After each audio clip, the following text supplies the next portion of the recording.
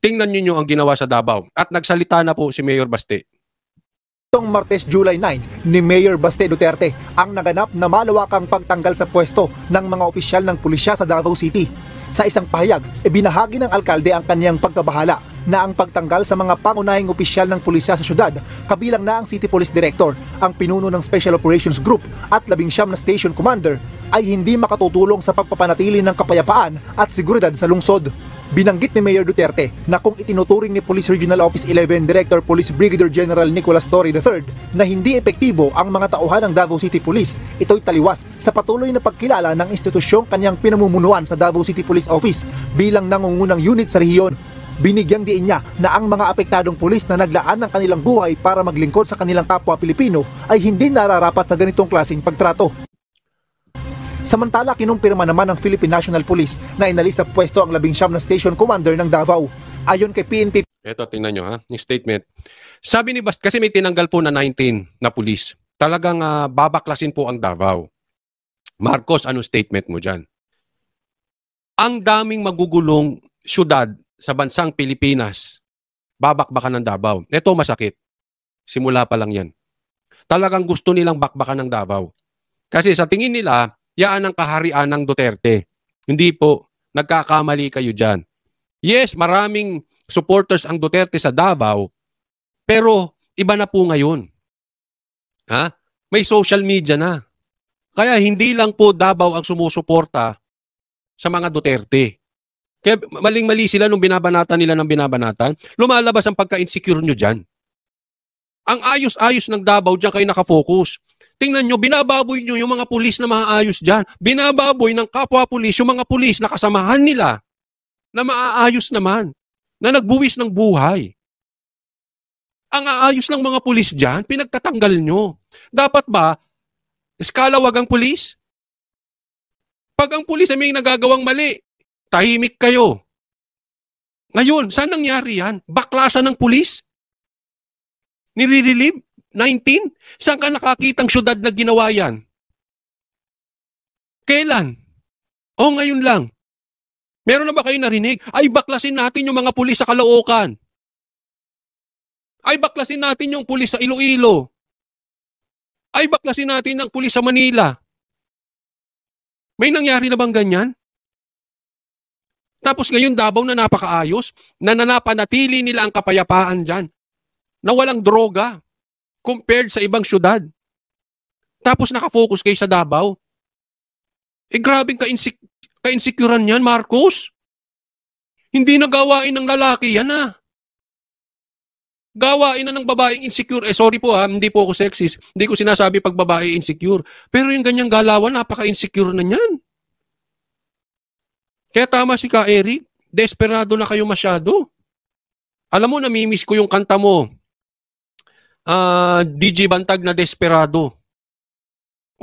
Kinantahan nito Kinantahan nito si Katapang tsaka si Boying ng Desperado. Tingnan nyo anong nangyari kay Boying. DJ Bantag, kantahan mo rin kaya si Marcos ng Desperado. Baka... Oy, asa na si Boying? May lumabas na picture niya. Ang payat-payat mo na Ang payat-payat mo na, Boying. Ang islim-islim mo. Kamusta ka na? Hindi ka na ba magpapapreskon, Boying? Namimiss na namin yung papreskon mo araw-araw. Yung araw-araw mong case close. Nakantahan ka ng Desperado. Anong nangyari sa'yo? DJ Bantag, pakikantahan mo naman ng Desperado si Marcos. Pero umasa kayo. Umasa kayo. Hindi pa tapos. Mayor Baste, it's about time na kumilos na kayo. Si Mayor Baste naman kumikilos Pero I think BP Sara should be more aggressive. Kasi lalala pa yan. Ito na si Joylyn Legaspi. May nakaalala. Maraming salamat po sa pag-sponsor ng live na ito. Thank you, Joylyn Legaspi. Euro. Tatandaan natin, Nag-iinit pa lang. Ganyan lang ginagawa sa Davao. So asahan nyo, mas lalala pa yan. Nagsisimula pa lang, ito si Trillanes ng demanda. Marami pang ididemanda yan. Tandem-tandem na yan. Si Trillanes, si Abalos, lahat yan atakdog na kay Duterte. Lahat. Ang nakakaano dito si Abalos. Aatakihin at aatakihin ng Duterte at Davao. Naku, kaya lalala pa. Yun ang masakit eh. Yung mapayapang Davao, palalalain. Yung maayos na Davao, sinisira.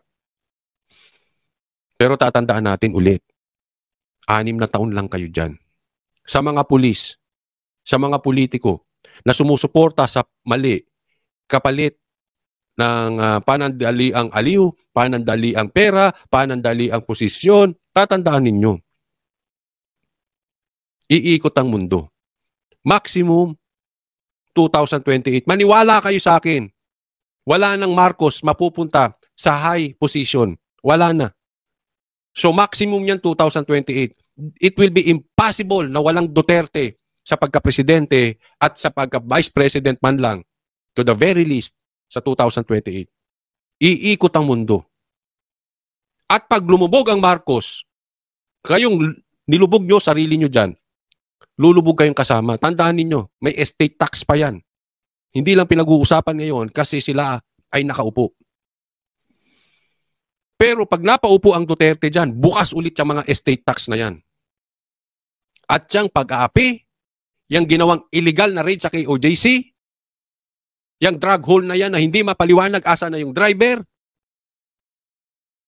yung mga corruption, yung kaliwat kanang nananalo sa loto, babalik yan. Tandaan ninyo. Maximum lang yan, 2028. Maximum, baka nga hindi pa umabot. Ewan ko, kay BP Sara. But just in case, for discussion purposes, 2028. Sabay-sabay kayo lulubog.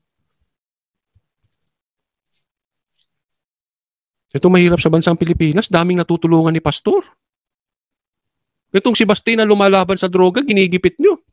Yung pulis na nangamatay, yung mga pulis na tinaya ang buhay para sa labanan ng droga, yan ang ginaganyan niyo.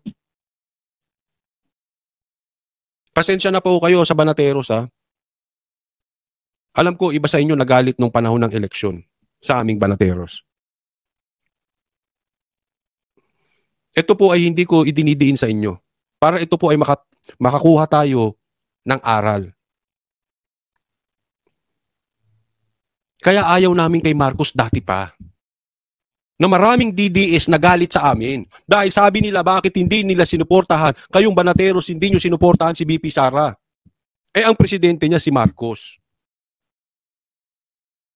Kasi alam namin yung problemang mangyayari ngayon. Alam mo, bago pa manalo si Marcos, sinasabi na ni Banat Bay sa amin, magkakagulo ang Pilipinas. Makikita nung mga nagmumura sa atin na tama tayo. Dahil sigurado ko magugutom yung mga yan. At ang taong gutom, babaklas yan dun sa sinusuportahan nila. Kaya marami ngayong baklas na kay Marcos. Bakit gutom eh?